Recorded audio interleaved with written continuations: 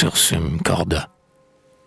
Le ciel est pâle et la rosée jaillit partout, perles posées à la pointe du gazon vert.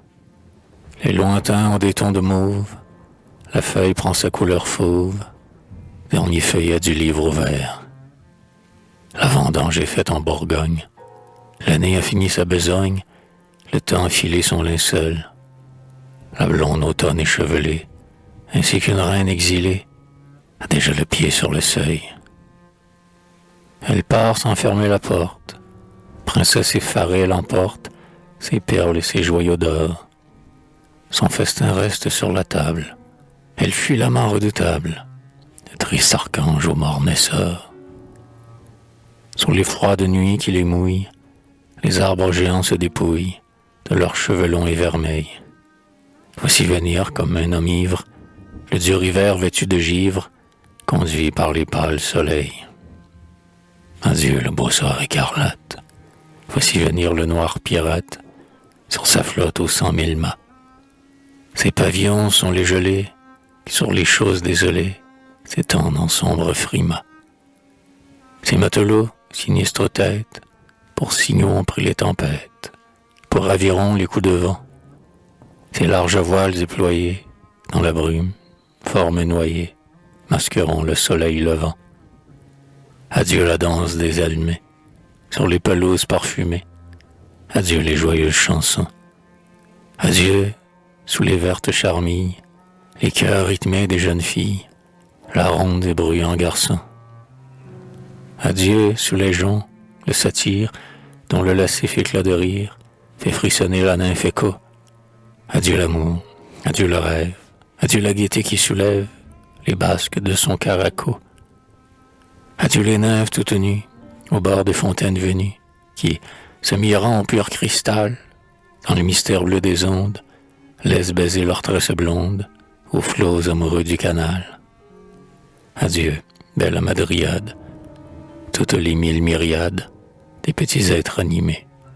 Le froid sous ses larges sandales vous écrase avec les pétales dans les calices embaumés. Adieu la graisse de cornemuse, adieu le fifre qui s'amuse à brocher sur le tambourin. Tout s'enfuit, tout déménage, tout s'en va pour le grand voyage, pêle-mêle dans le chemin. Pas même un seul fruit, la main leste a presque tout cueilli, le reste, les moineaux francs l'ont tout mangé. Déjà l'hirondelle des loges, il semble qu'en la grande horloge, le mouvement soit dérangé. Le paysan, dans sa chaumière, compte auprès de sa ménagère ses larges écus de métal. Les bœufs retournent à l'étable, le chien se couche sous la table et les marquises vont au bal. On ne voit plus que des fumées, les sereines sont enrhumées, l'arbre n'est plus qu'un madrier, les champs ne pendent plus aux lèvres et, comme on ne voit plus les chèvres, on n'entend plus le chevrier. Ainsi l'automne est envolé, et la nature désolée a perdu jusqu'à son manteau. L'hiver se couche sur la terre, pareil à l'image de pierre, qui, muette, ferme un tombeau. La grande corne d'abondance attarit sa munificence, et maintenant, ce qu'il en sort, c'est le regret, c'est la tristesse, c'est la douleur, c'est la vieillesse, c'est l'ennui sombre et c'est la mort. Ainsi nous voyons que tout lasse, et que tout casse et que tout passe.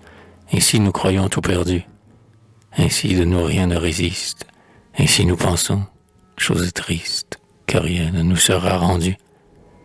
Comme si rien de ce bas monde, et de tant d'astres à la ronde, temple infini, devait finir, sans songer qu'il faut qu'on sommeille, et sans songer que Dieu qui veille a fait la mort pour l'avenir. Va donc vaillamment, cœur timide, car l'hiver est la chrysalide, d'où s'échappera le printemps. Et la mort, peut-être, est la voûte qui, passant sous le sombre doute, conduit aux parvis éclatants.